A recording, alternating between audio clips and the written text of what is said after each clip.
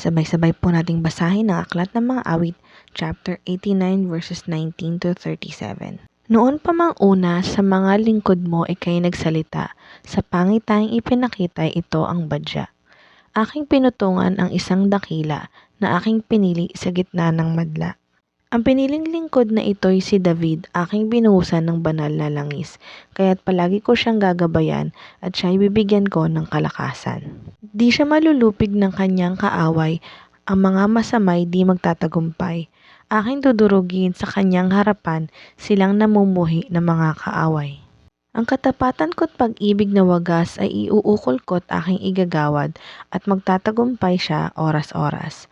Mga kahari ay kanyang masasakop, dagat na malawak at malaking ilog.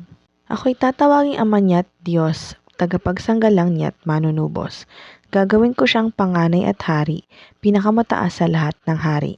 Ang aking pangako sa kanya iiral at mananatili sa aming kasunduan. Laging maghahari ang isa niyang angkan, sintatag ng langit yaong kaharian.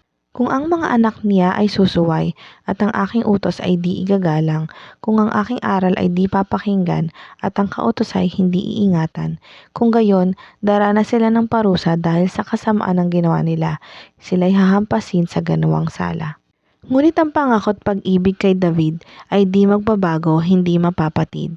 Ang tipan sa kanya'y di ko sisirain, ni isang pangako'y di ko babawiin.